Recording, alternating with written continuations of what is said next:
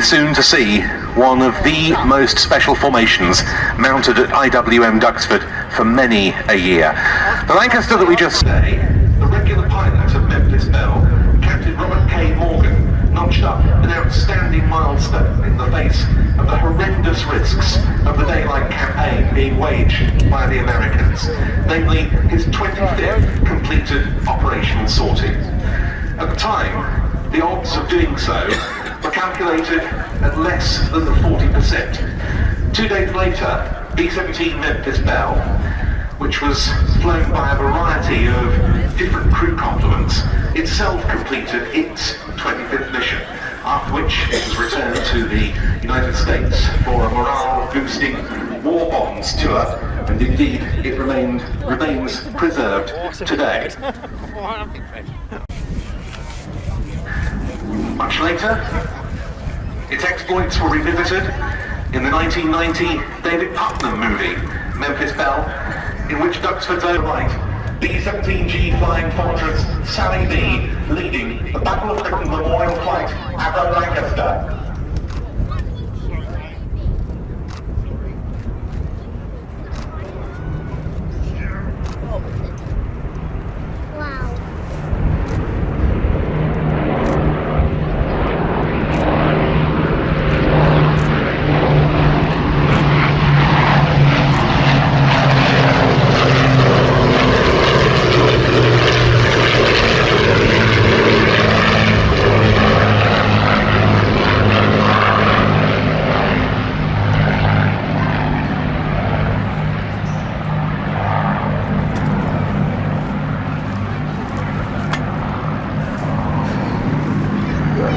The largest bomb load of any bomber used in the European theatre, including specialised weapons like the upkeep bouncing bomb deployed on the Derby train.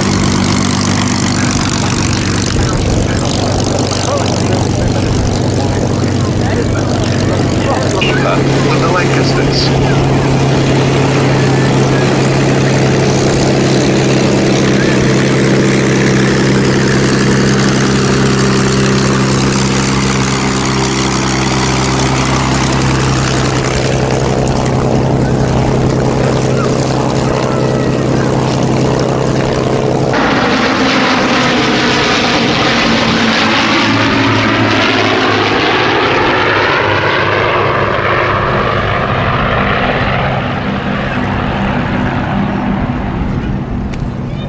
And around 750,000 men, women and children on the ground.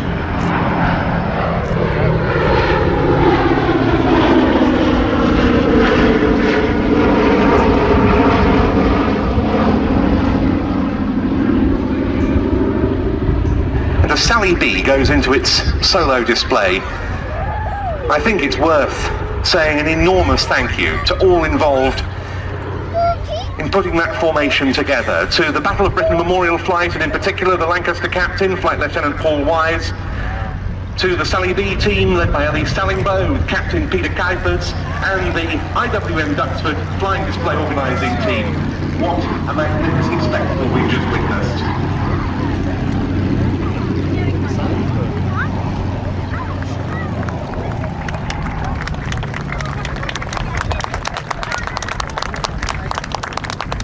But let's return to the original B-17 Memphis Belle and a further extract from the 1944 William Wyler documentary of that name, looking in particular at operations from East Anglian shores.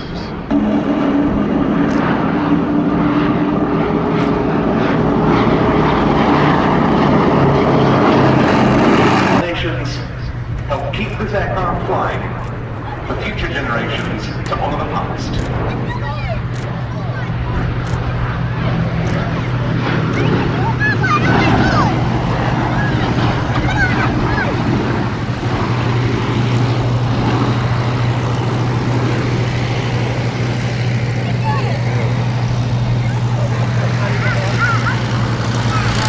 And none of that would have been possible without the B-17's operator, Ellie Sallingbow, who somehow has seen to it that this aircraft keeps flying in private hands with no official support, as it has done since 1975 when this aircraft first arrived in the UK. for airworthy preservation. It has been a remarkable effort.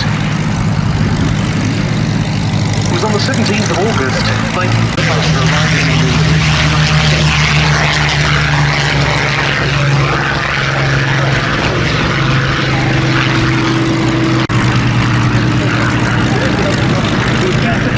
Models of the 97th Bomb Group stationed at Grantham in Northamptonshire carried out the 8th Air Force's first raid to Russian turret on the nose.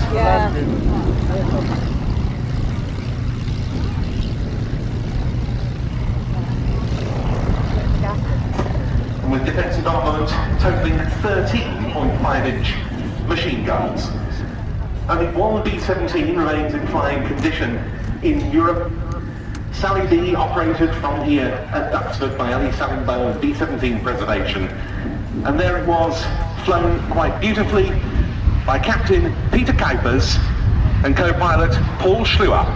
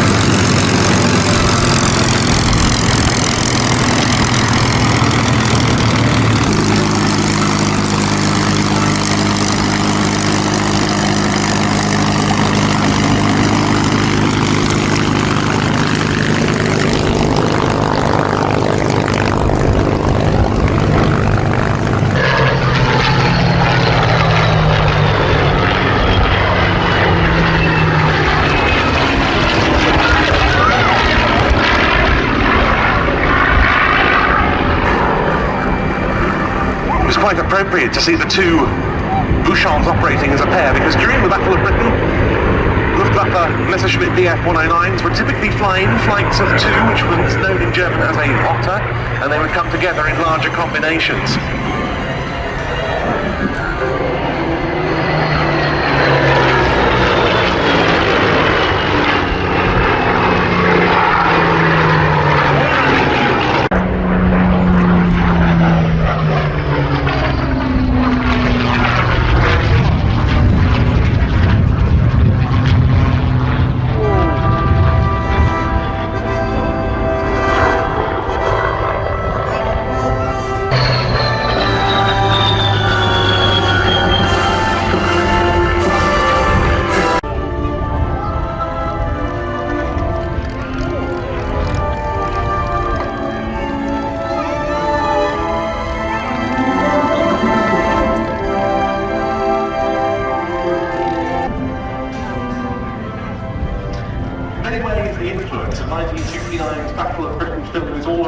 Here at Duxford, not only the gap in the row of hangars where one of them was blown up during part of the filming, but also in several of the specific aeroplanes, such as the two Bouchons we've just seen, flown by Steve Jones in the Aircraft Restoration Company's aircraft and Dave Pulliston in Air Leasing's two-seater.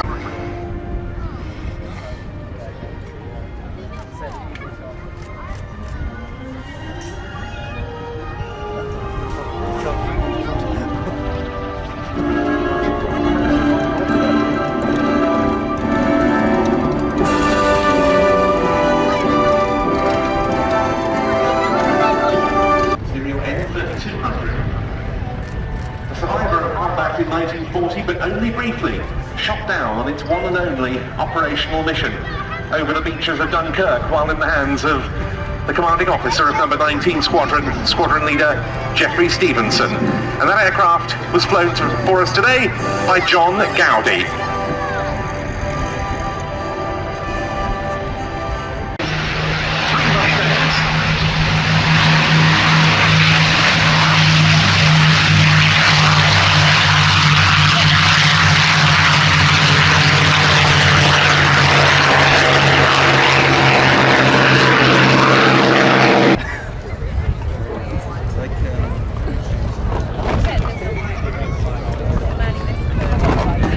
Earlier at the heavy bombers of the Allies in the form of the B-17 and the Lancaster. It's worth thinking too about the role of the escort fighter, because this was something lightning. There was the Republic P-47 Thunderbolt, and there was the aircraft we're about to see, the North American P-51. However, while the Allison-engine Mustang was an outstanding aeroplane at low level and indeed proved very effective in roles such as tactical reconnaissance until very late in the war, it was not suited to high altitude, long distance escort fighter missions.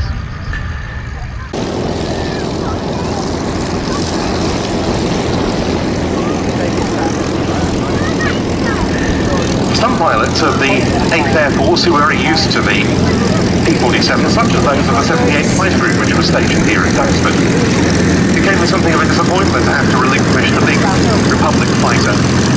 So outstanding for its own qualities, not least is a very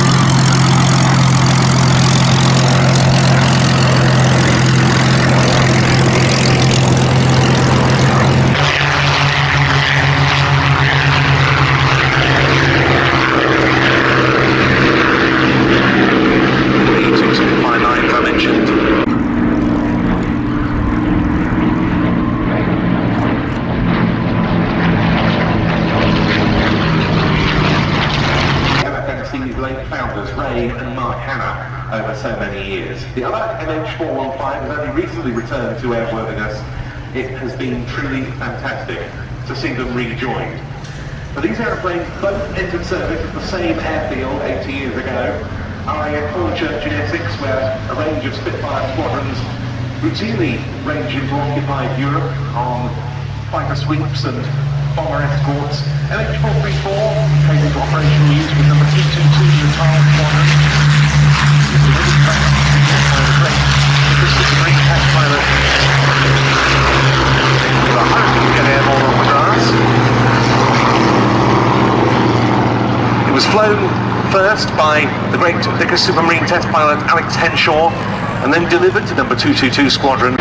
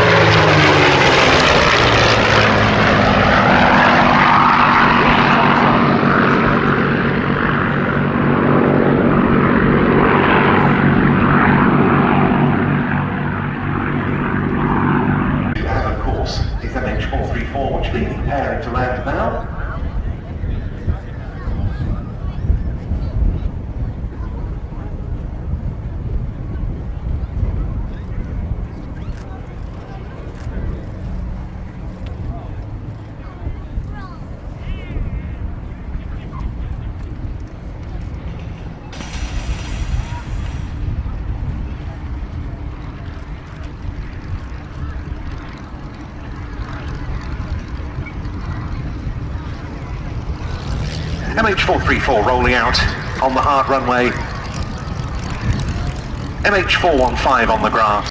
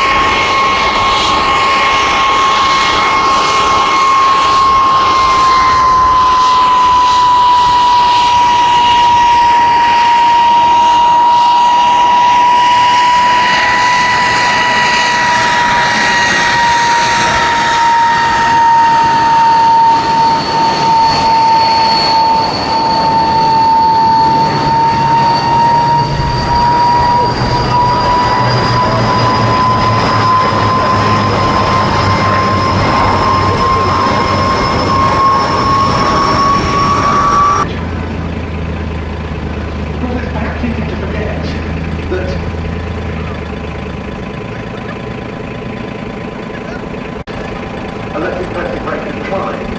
This was a design that has been described as being half a generation old with his design team in developing the famous line of Hawker biplane combat aircraft, such as the Fury and the Nimrod and so forth, of the earlier 1930s. It was able to withstand a tremendous amount of battle damage. And it was, as I was mentioning earlier, an extremely tight were the great workhorses of the Battle of Britain. The first two into land, both operated by Hurricane Heritage, and the first of them is the only two-seat Hurricane in airworthy condition, in which passenger rides are available. The second of them is the famed Battle of Britain veteran, the Mark I R4118, which served during the battle with number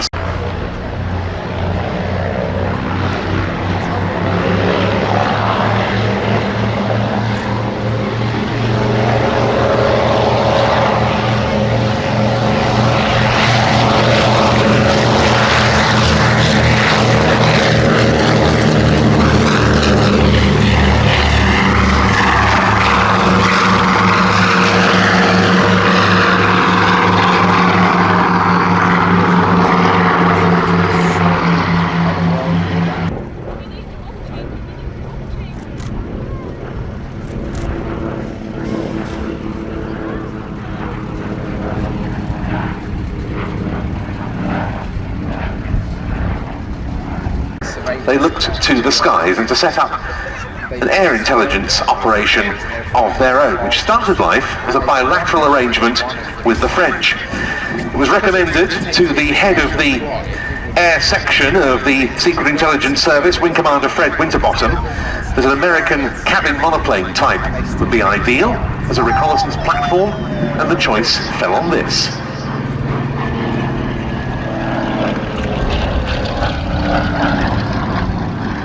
Block 12A didn't developed as a smaller version of Lockheed's Model 10 Electro. It was intended as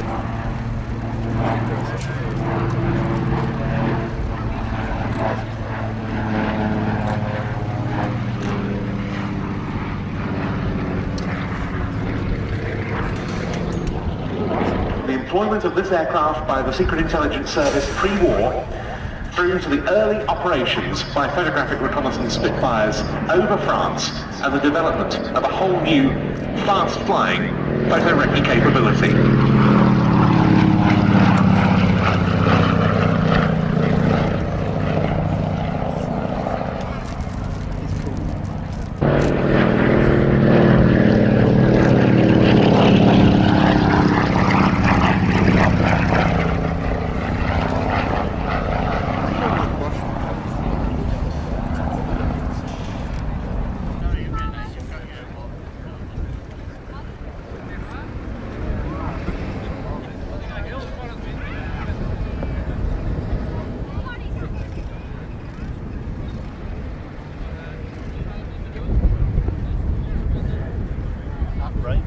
Being brought into land by a very seasoned professional on the British vintage aeroplane, seeing Ben Cox, with Claire Durston joining him in the cockpit for the displays this weekend. Now it's to the 80th anniversary of the effect.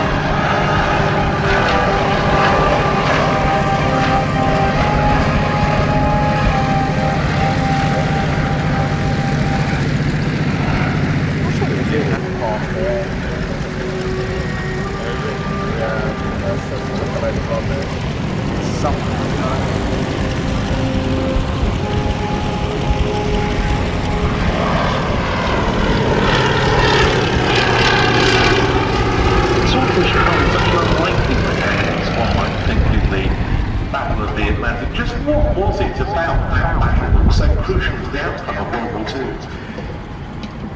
What was crucial was that the Atlantic was the source of food and ammunition and equipment from across the Atlantic, from America to the UK. If that lifeline was severed, then it would be game over so far as Britain was concerned.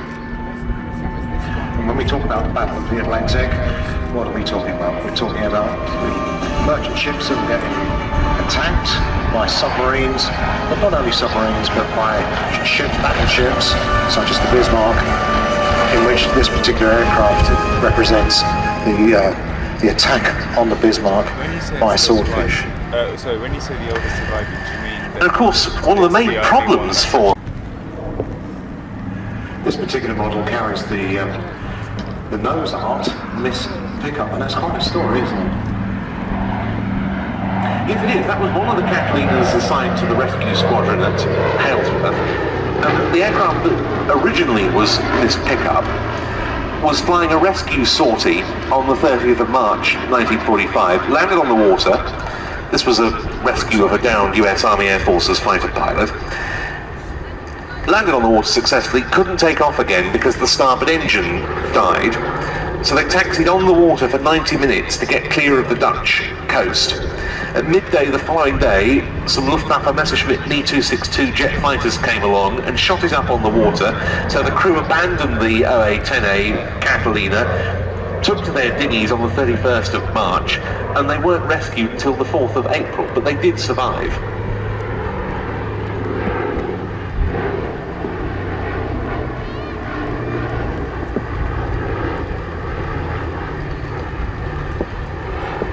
Lovely aeroplane. Is indeed. We're saying owned by a group of shareholders. They did. Nice P-47 has fired up on the flight plan. We didn't get to see that aeroplane in the, which is a 4 or 5 seat cabin machine, accompanied by 2 Yak 52s, and together they form the Flying Comrades.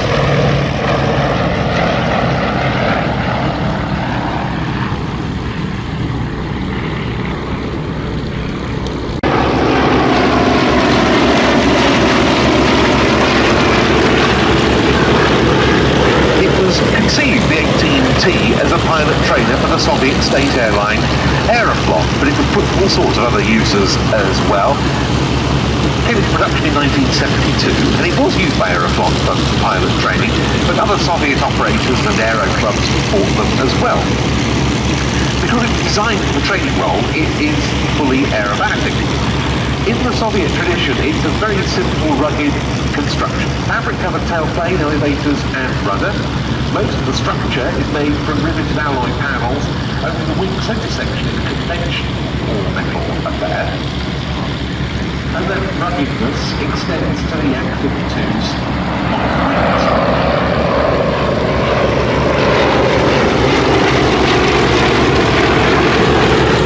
Wheel to cushion the impact.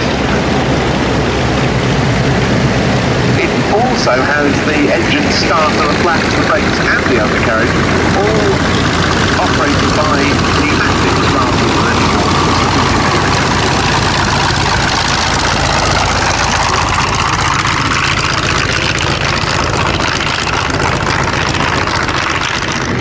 Phil and the number 2 pilot in the formation, Alex Luton, are both commercial airline pilots. And number 3 in the formation is our very own Helen Airfield here at IWM Duxford, and flight pilot and flight instructor, Mark Turner.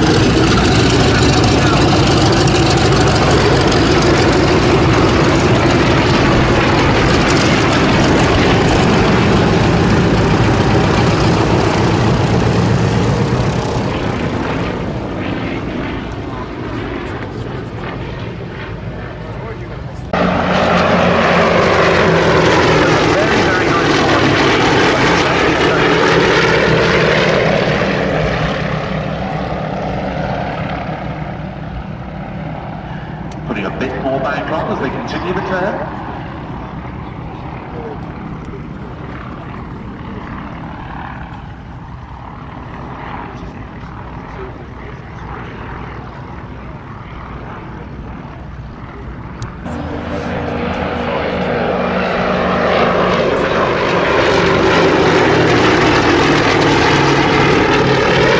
Before their finale, rolling out straight ahead of us, the leader about to call the break, and this has been the 2023 Flying Comrades.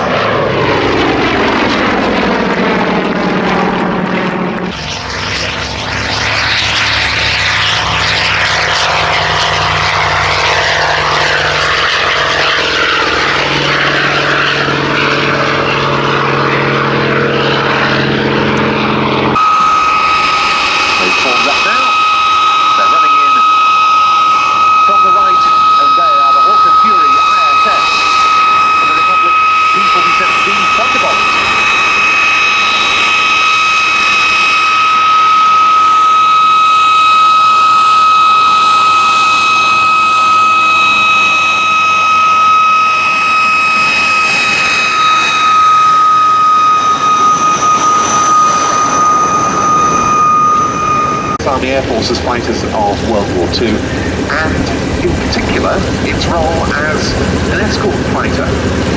In fact, when the design first emerged from Republic Aviation in the United States, it was very different to what we see here. It's quite lightweight. They canned that prototype in favour of a much heavier, larger design from the same man, Thunderbolt. Ensured that it carried on having a very important purpose, being shed on the 6th of June itself. But here comes the Fury.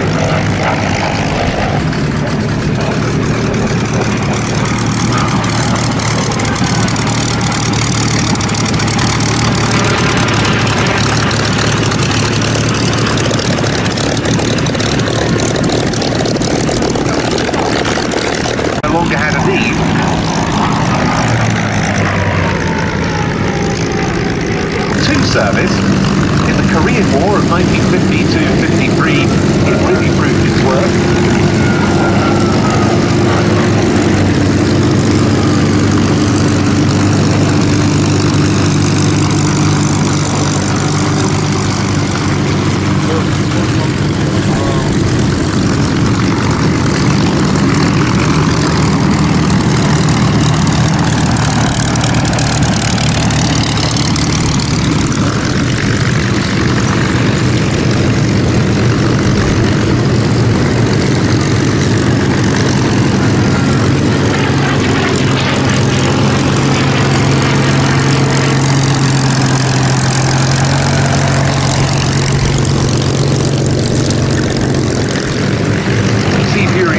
Career off both Royal Navy and Royal Canadian Navy carriers, and famously the sole British aircraft victory of the Korean conflict was scored by a fleet air arm, Sea Fury, against a communist F-16.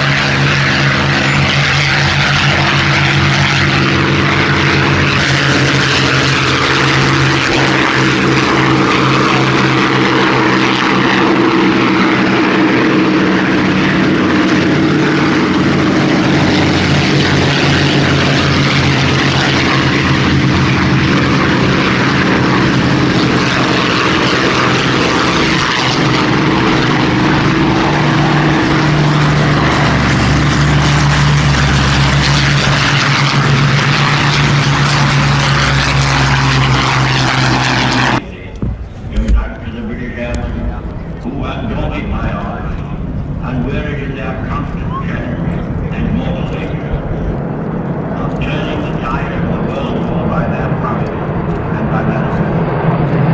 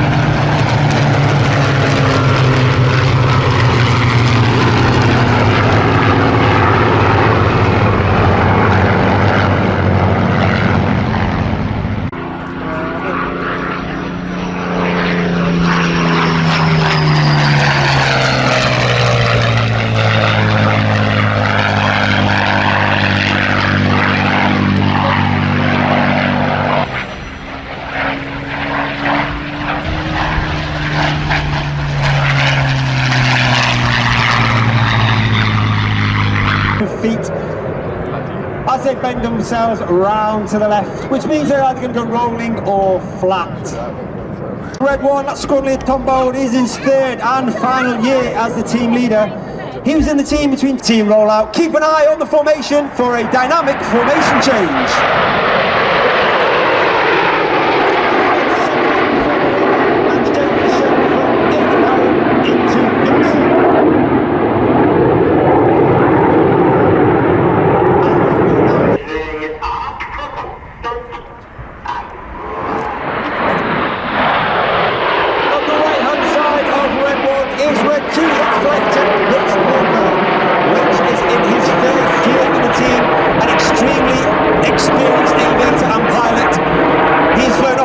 On both the Harrier and the Typhoon, as well as being a qualified flying instructor on the Hawk T Mark II. 8 pilots in the display this year, as you can see, Reds 1 through 8 ahead of you. That's myself, Red 10.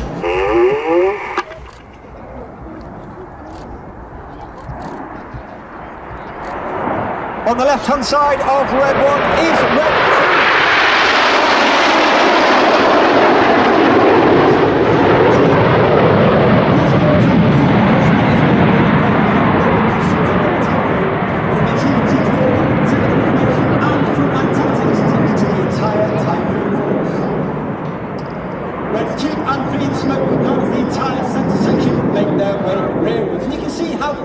That now puts Red 4 and 5 all the way at the back. It's a miracle.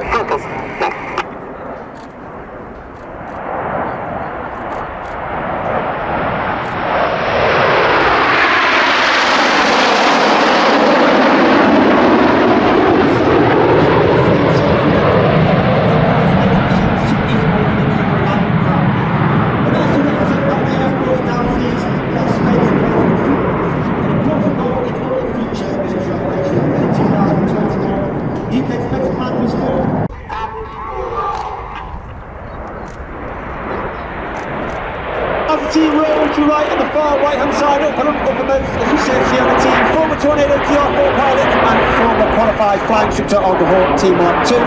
And those familiar with air shows will also know Ollie, as he used to fly in the north. Around to the left for the first of our big wing shapes, this is Signet. Oliver, thanks now,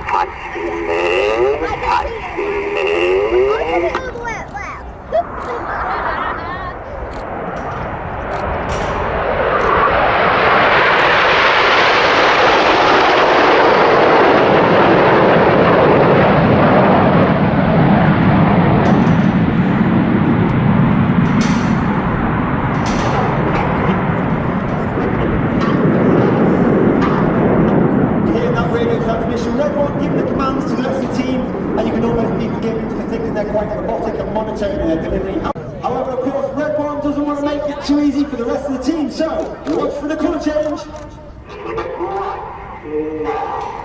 As the red and the blue come on, he bends the formation around to right, making it even more difficult for Red 7 8 to keep that long rate and the wheel down.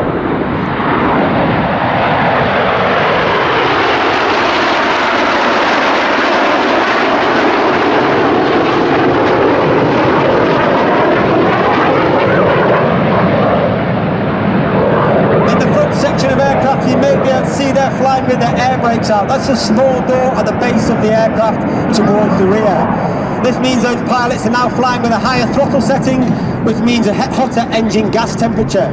And that, once again, Duxford, get your cameras ready. The colour comes on for the Coronation present. Mum's alright, she's got a work on. That's just the same. Better.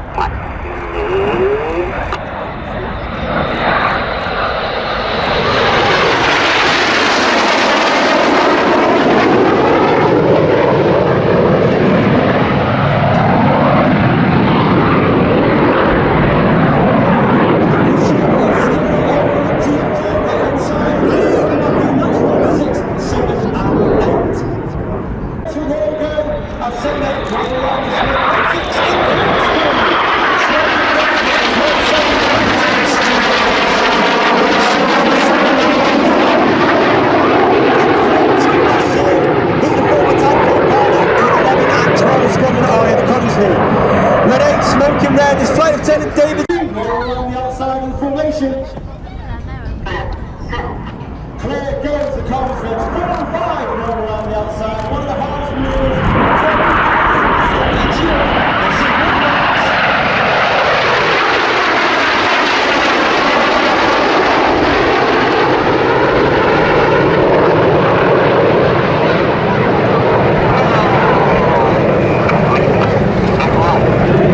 Is striving for excellence in everything that we do.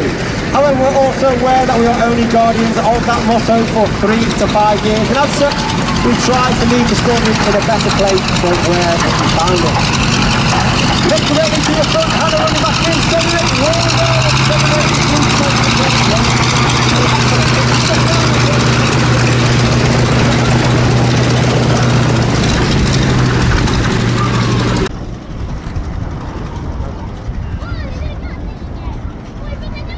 once again, red 6 off to the left, red 7 off to the right, red 8 in over the top.